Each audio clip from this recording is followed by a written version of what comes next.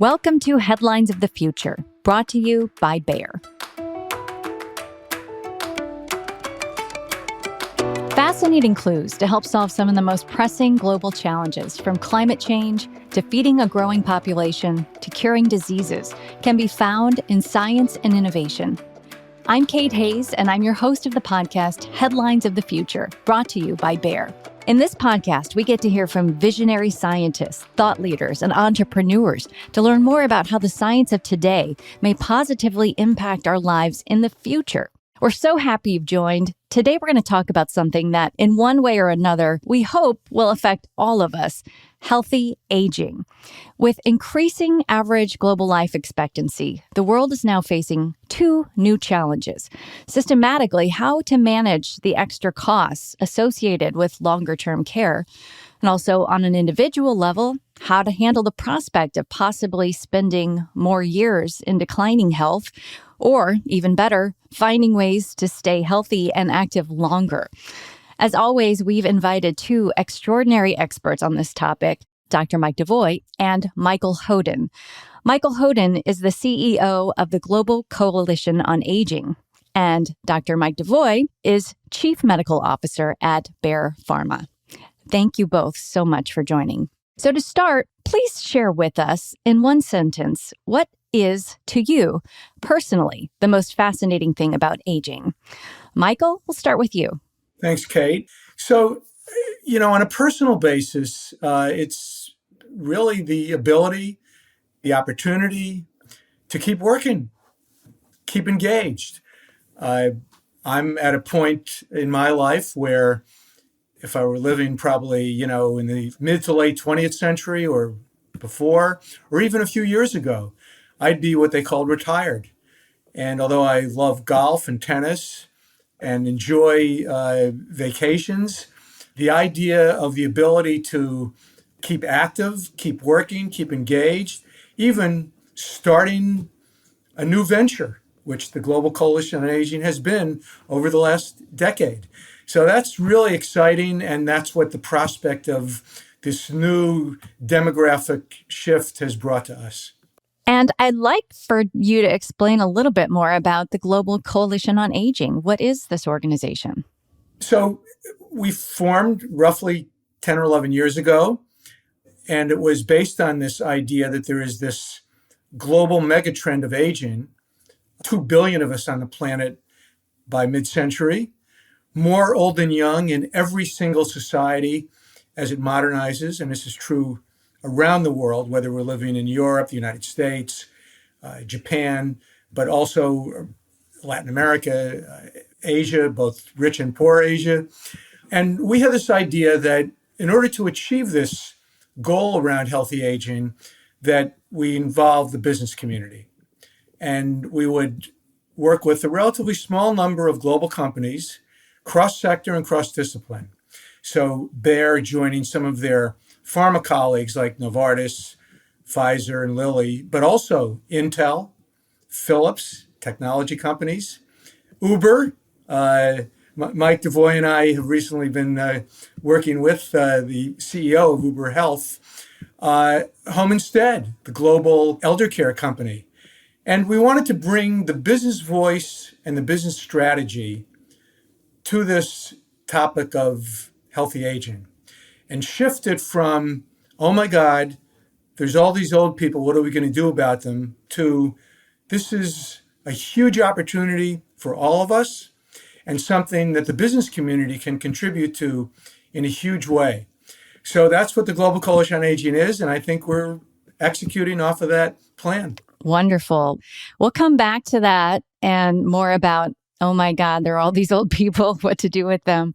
But first, I want to go to Mike and ask you, what to you is personally the most fascinating thing about aging? Thank you, Kate, and great for me to join you and Michael Hoden here today. For me, looking from the medical perspective, it's that people can enjoy a very long life expectancy and enjoy really great health in that and live to a healthy aging. But what drives me is, why can we not make that possible for everyone in society so that as we live longer, all of us can go about our lives. Michael can still play golf, tennis, and run the GCOA. But that's my aspiration, that we can bring that to everyone in society as our population ages and as we approach mid-century and 2.1 billion. So what is it that can bring that essence of healthy aging to all of us as we age? Because we know at the same time lots of chronic diseases unfortunately do join us as we get older, but there's no reason that should be the case, because we see lots of examples of people who have very healthy long lifespans. Right. So when you talk about why couldn't it be possible for everyone to have a healthy, long life, I would imagine, that science could make it possible. I wonder if you could help set the stage, Mike, for, again, how did we end up here and what is the role that science played? If you look back 200 years ago, average life expectancy was around age 30 around the world. And then even in 1950, the global average life expectancy was only around 46. So now we're talking about age 70 on average. How did we get so far in so little time? You're absolutely right that our life expectancy globally on average has doubled in not much more than 100 years. And that will lead us to this staggering number of us living over 60 as we approach mid-century. And there's obviously a lot of different factors that have played into that. Some such as just better nutrition, better general healthcare, better education, because a lot about living longer is understanding how to live that life. And those things have contributed, along with better medical care, better understanding of diseases. You talked about 1950, and it was really in the mid-late 50s we first had effective drugs for blood pressure introduced that people could take, which had a dramatic effect in terms of reducing heart disease and stroke, for example. So we've had a lot of scientific breakthroughs, a lot of improvements in healthcare that's really contributed to that. And the exciting thing, and I think one of the reasons that Michael's so enthusiastic about the future, is those breakthroughs, if anything, are accelerating. And also now we bring together the scientific, if you like, medical breakthroughs with the digital, the silicon breakthroughs in terms of providing healthcare, what we sometimes call the biorevolution.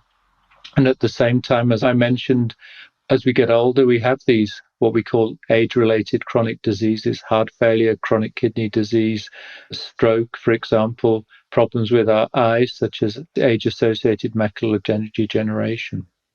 So a lot of the focus is about preventing and treating these chronic diseases, such as cardiovascular disease, that affects over 500 million of us at the moment and is a big burden for the individuals and their families and the healthcare system. But what I see is a lot of advances coming that mean these intractable diseases we were told just to live with, slow down, don't live your life, you get breathless, you are disabled from a stroke, that we can intervene and prevent those with drugs, with adjustments to lifestyle, with digital interventions.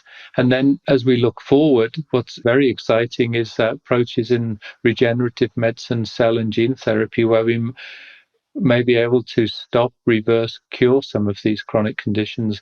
That's not quite with us yet, but scientists are working very actively on those sort of approaches. So we've made a lot of progress, and I think to really bring my vision of what our healthy aging should look like, it's really pulling through all these scientific innovations together with all the other aspects of living a healthy life, which is why the GSO is such a fascinating collaboration, because you meet the CEO of Uber Health and you meet a colleague from Philips, and you meet people who are taking care of people in their homes, and you have pharmaceutical companies like Bayer there. It's really an intersection of all aspects of society and medicine that really will address this. Yeah.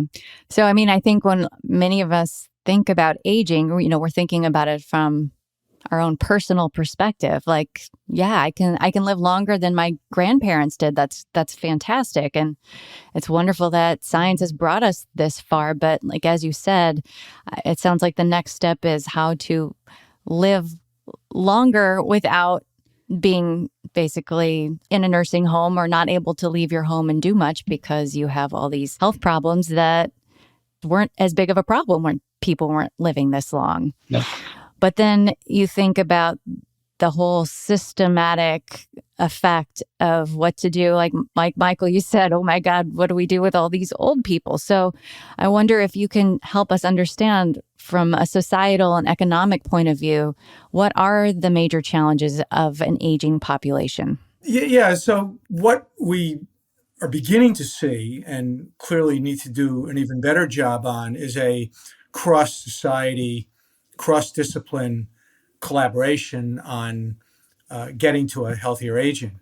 Obviously, medicine, science, and healthcare are at the center in many ways, but Mike also alluded to more knowledge, and about our own healthcare and about having a healthier aging. So the engagement with education and training and learning parts of our society and parts of our government. And a third component, which in some ways is at least as important as the healthcare component itself, are the economic and finance ministries.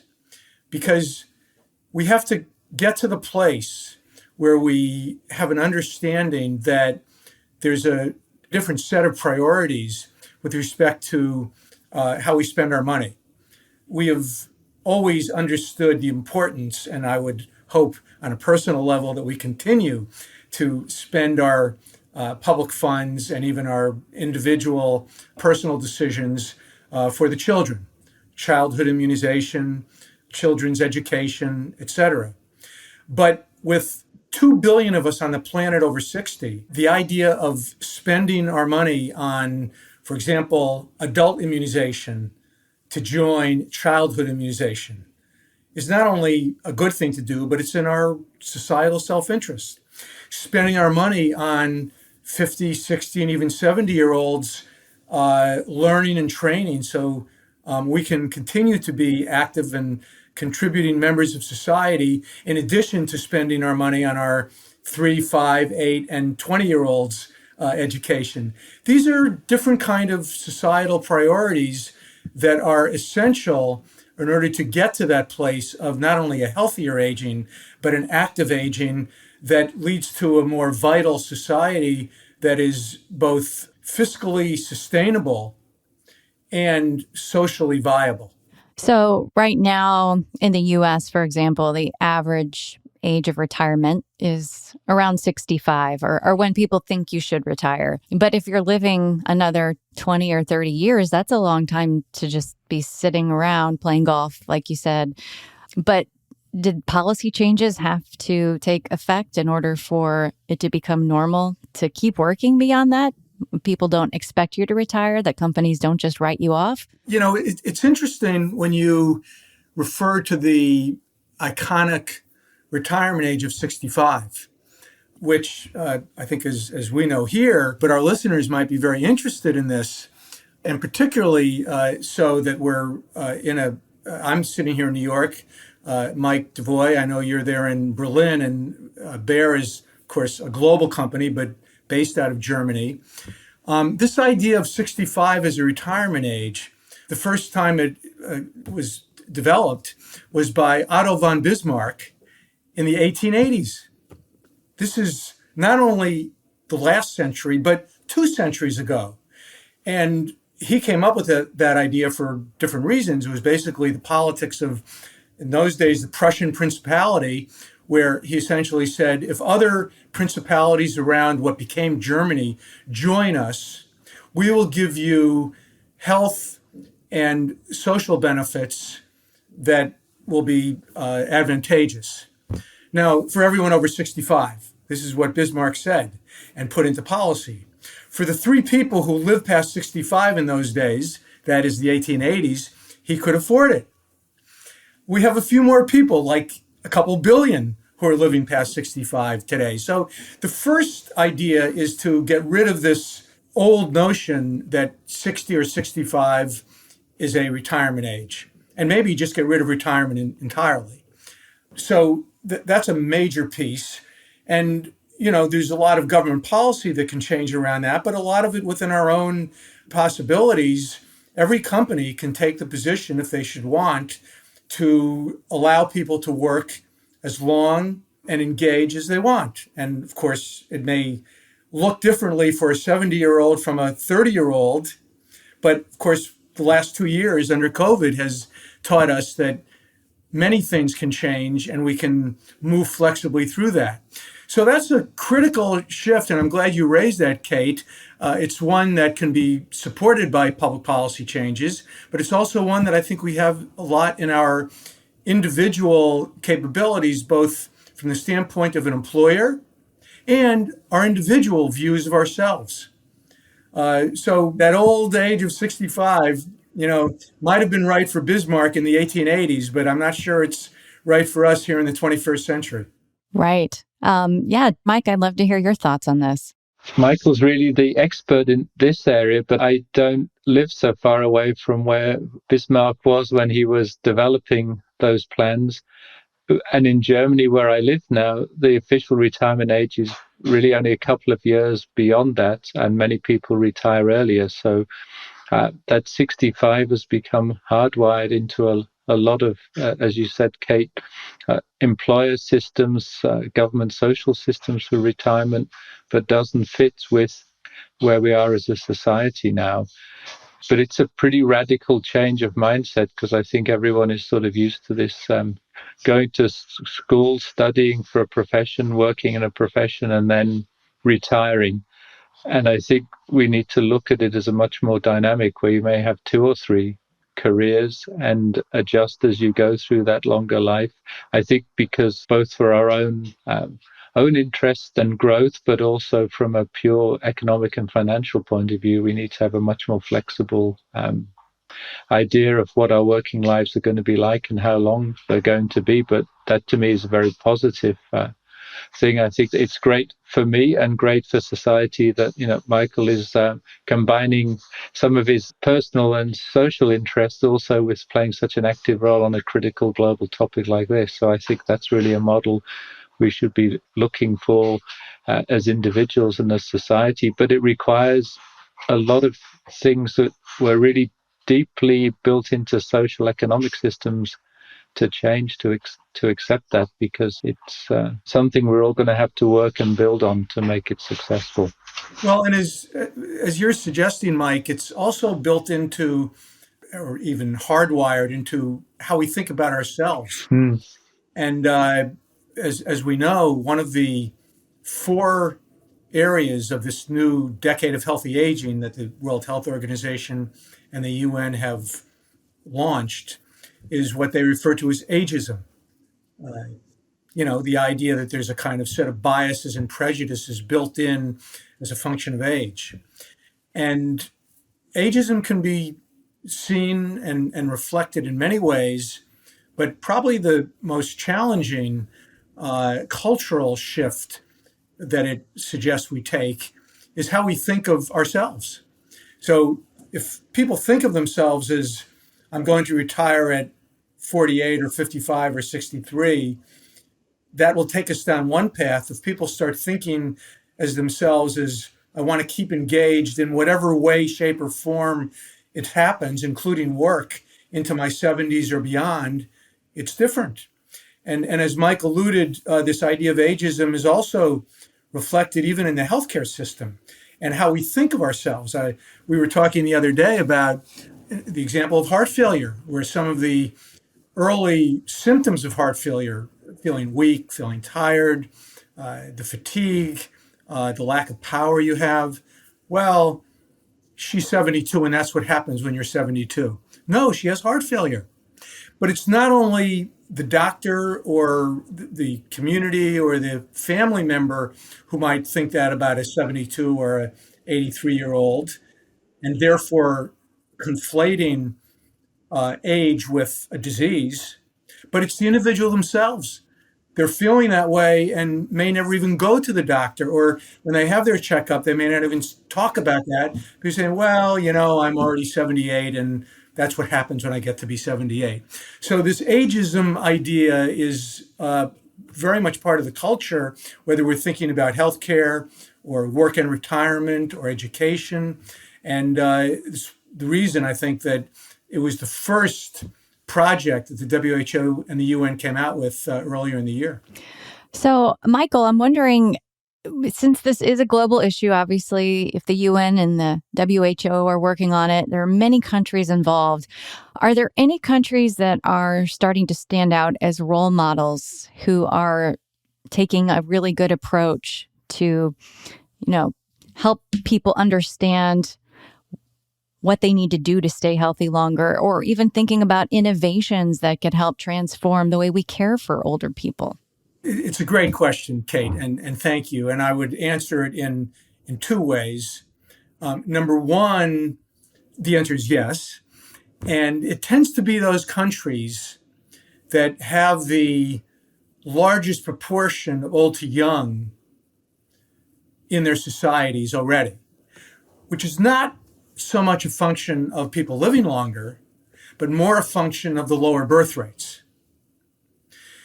And those are countries like Japan, Singapore, a number of European countries like Germany, Finland, Italy, the UK, where the proportion of old to young, because of the relatively lower birth rates that we've experienced over the last 2 or 3 decades and built into at least mid-century, leads these countries to recognize that, let's say, an approach through the lens of aging is essential, not just from a health or education point of view, but from an economic point of view.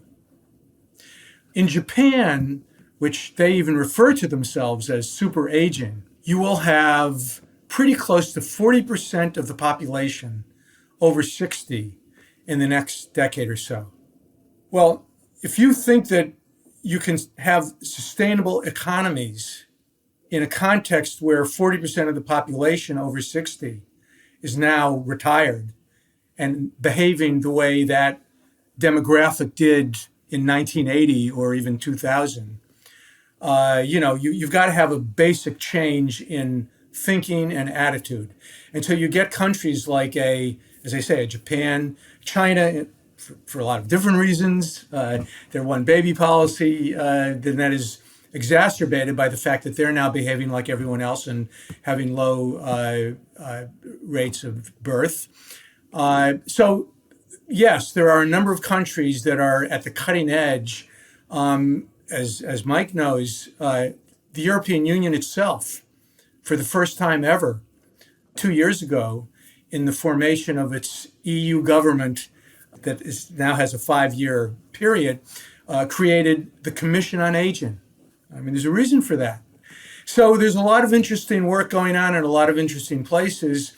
We see great reflections of that through innovation in biomedicine, in caregiving, and in technology, because places like a Japan or a Germany or a US understand that it is those innovations that will be the basis for a healthy aging and economic viability. Well, you mentioned Japan, and I have read a bit about Japan and even like the development of maybe like robotics, things to help with care of the elderly. I mean, if you think of 40% of the population needing some sort of long-term care, it doesn't seem like there will be enough caregivers to do that. So do you know anything about the robotics or the types of innovation that they're working on? Michael, we'll start with you.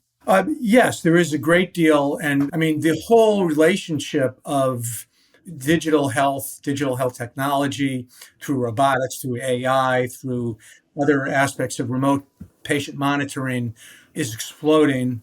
We've seen it, as many have suggested, as a result of COVID and in many ways the lockdowns. The use of this kind of technology that might have taken another 10 years to get there happened within 6 months to 6 to 18 months. You do see a great deal of this in Japan. Another interesting manifestation of that, so in the caregiving world, we think of people health being people, which is absolutely true, and the personal touch. But there's the recognition that if we're going to meet the huge expanding demands, we have to increase the capacity to care, and that has to use technology as well as the personal touch.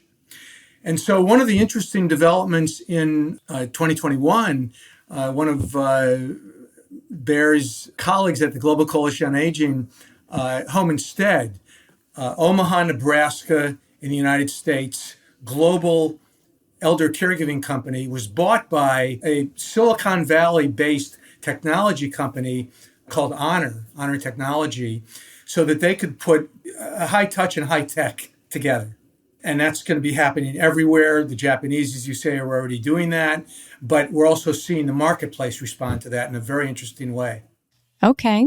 Well, Dr. Devoy, what do you know about some of the innovations that are taking place? Is there anything that you're reading about that really excites you? So in the tech and robotics, it's, I think, for pretty obvious reasons, Japan is a place where that's really accelerated. So the use of robots to take care of people in care homes or in their own homes is amazing, and I think also appreciated and benefiting to the elderly people in those situations. And I'm sure we'll see that expand around the rest of the world, and is one practical step forward. Michael also alluded to what we've seen accelerated in the pandemic. So how we can use telehealth, digital health, to provide ongoing care advice to us, and without having to leave home, go to the doctor. So the one of the sort of phrases of the moment is bringing the care, bringing the clinical trial from the hospital to the home, so that we don't have to go to the doctor or to the clinic to get what we need. It comes to us, and that's a real intersection of technology, which is why we had the interaction with Uber Health, for example, in one of our recent calls, and also using digital tools to help people manage their health actively. And first in that, I mean by preventing, because a lot of the conditions we call diseases of aging are really things which can be avoided and reduced if we take care. So using tools to monitor our cardiovascular health, we're following good advice in terms of exercise fitness, monitoring our sleep patterns. Those things are the first step. And then if we do then develop more severe forms of the disease, how can we manage and control? So heart failure is one where we know very well just simple things, just checking our weight every day, checking our pulse, our breathing can help warn us if we're maybe heading into a more severe situation. And nearly always intervening early is better than intervening later. And it also is very good for the healthcare system, because being able to intervene and prevent that exacerbation of your heart failure when it's at a very early stage is a much more cost-effective, as well as a much more patient-friendly approach than crashing into the emergency room and requiring 2 weeks in hospital and lots of medical care to recover you back to the previous situation. So technology will play a critical role in delivering my vision, which is this extra years of healthy life where we can do all the things we want to do. And I'd really pick up on what Michael said about the mindset shift, that people should expect to be strong and healthy as they get older. They shouldn't be told if they go to the healthcare professional, well, you're a bit slower, but what do you expect? You're 72, 75, 85 now, because we know that if things work well, there's no reason you can't be, as active at that age as you were 30 years earlier. So that's part of changing also the assumptions we have about what life should look like as we get older. Absolutely. And I'm sure that the widespread access to information now makes that much more feasible. But I wonder, is that same information getting to people everywhere? I know all the countries we've mentioned have been developed countries so far. So what about developing countries? Can you talk about how innovations are being made available to patients with age-related diseases, or even younger people, proactive, preventative care in other countries that aren't as developed yet? So very strongly, Kate, we believe that there should be access to innovation and health for all, not just health for those maybe in richer countries, but also recognizing to achieve that will require a lot of effort by all the participants. So by the healthcare companies, pharmaceutical companies that bring these innovations forward, the governments, the regulators, the health technology agencies that assess these things, so that we develop ways of making the cost sustainable and accessible. That should be possible because these innovations ultimately will serve society to keep people healthier, keep them out of the very expensive hospital systems around the world. But we have to really start planning for these things now, because also, as Michael will speak about, aging, we used to think as, if you like, something that was happening in so-called Western richer economies, but it's actually accelerating across the world now. So it really impacts on every society. And I know Michael's been working on that as well. So I'm sure will have some interesting ideas on that also. Well, thank you. Yeah, so I think there are a few foundational points to understand that, Mike DeVoy, you've just alluded to. Number one, the explosion in chronic disease, or what we refer to generally as NCDs, non-communicable diseases, is happening all over the world, particularly related to growing old. It's an interesting reflection of how our healthcare systems look at this by calling cardiovascular, cancer, Alzheimer's, diabetes, et cetera, non-communicable. So in other words, our systems, whether they're in the West or in developing countries, are still in many ways based on a communicable disease model, an acute system. You have an acute event, you go to the hospital, you either get cured or you don't, and you're done. Non-communicable diseases are very, very different and obviously much more costly. Heart failure is unfortunately a good example. Alzheimer's is another very good example. And the misunderstanding by many publicly that non-communicable diseases or chronic conditions are a function of the developed world is not realizing that everyone globally has been the beneficiary of the miracle of longevity. And you have people living into 70s and 80s all over the world, across Africa, Latin America, Asia, including Western Europe and the United States. So that's number one. The needs, in many good ways, because it reflects the miracle of achieving longevity, are much more common than they are different. And then the second point, as Mike DeVoy says, is the goal that we all have to scale innovations and make them available everywhere. And that is happening. But a way to enable that is for all collaborating partners, both in the private and public sector, and including governments, whether you're in Southern Africa, Western Europe, or the United States, to think of spending on health innovation as an investment, not a cost. And that investment is for a healthier aging that will have not only healthcare productive payback, but economic and fiscal productive paybacks, which themselves will then lead to greater social integration across these societies. So we have at our fingertips the possibility of great things over the next couple decades, but there are some very critical public policy reforms that are essential, not least to ensure proper investment in health innovation is supported by government public policy. Absolutely.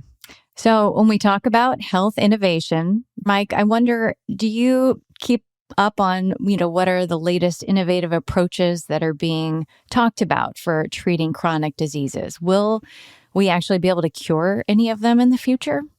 Great question, Kate. And the answer is, I'm very optimistic we will. So, I come back to first is prevention, and that's healthy lifestyle, healthy diet, taking blood pressure tablets, keeping a good weight. Those things matter.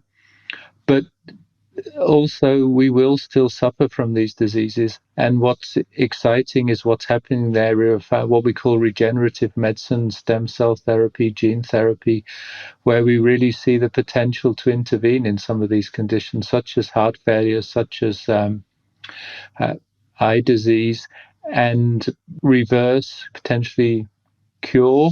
And so I think we will, in the next years, start to see some potential innovations which will be able to reverse some of these diseases and potentially cure them. So that's really coming out of all the very exciting science we see in the area of regenerative medicine, which has made great progress in the last few years, and now we start to see the real potential of some of these advances coming into the clinic and becoming available to us. So it's a really exciting and fast-moving area. Absolutely, it is. What about something like chronic kidney disease? I know that's also a big issue. I mean, we've talked a little bit about diabetes. Do you see something more than dialysis or just taking insulin in the future? Sure. I think that chronic kidney disease affects a large number of people around the world, and is a condition which traditionally has really resulted in a steady decline. And as you say, in the last decades, ultimate intervention with dialysis, and for some people, eventually, if they were fortunate, a kidney transplant. But we now start to have drugs that can reduce that rate of decline, start to allow people to have a longer time where their kidneys can function well enough to keep them away from dialysis or kidney transplant.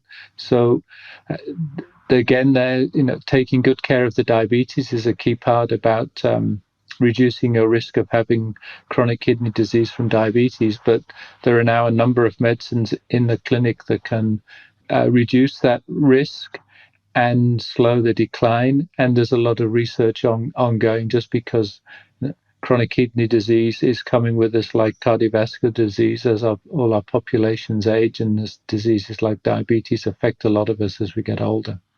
Well, I can say from a personal standpoint, I'm, as someone in my mid 40s, I still, I feel like maybe 20s, and I have no intention of getting old soon. And I do try to stay healthy. And I feel like all the information that has come our way has really educated my generation. And, we're doing the same things now that we did 20 years ago, but my parents and my grandparents weren't doing at my age. So I'm wondering if I can ask both of you, what do you do to stay healthy and prevent diseases? Mike, we'll start with you. So for me, it's about taking care from a lifestyle point of view. So trying to eat a better diet, trying to take regular exercise, get enough sleep. Sleep is underestimated critical health factor that doesn't just, make you more awake in the morning, but if you don't sleep enough, you have a high risk of getting type 2 diabetes, for example. It affects how your metabolism operates. So try to get your sleep regularly. And then it's, taking advantage of getting your health checks when recommended by the doctor, paying attention maybe to early signs of disease and getting things checked out, because again, it's much easier to deal with something at an early stage than when it's become, a significant problem for you.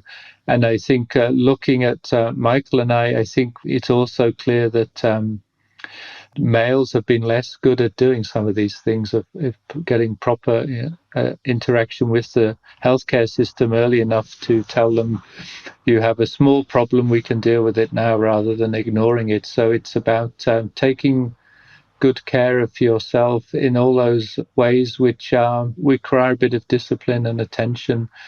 But I'm with you, Kate. I think then you can expect to, be able to continue to do the things you want to do for a lot longer. Absolutely. Michael, what about you? What do you do to stay healthy? So, staying healthy is on my mind a lot, particularly over the last 10 years since we've created the Global Coalition on Aging. But in addition to the points that Mike DeVoy made about sleep, about exercise, about diet, two of the most important things that I try to pay attention to personally.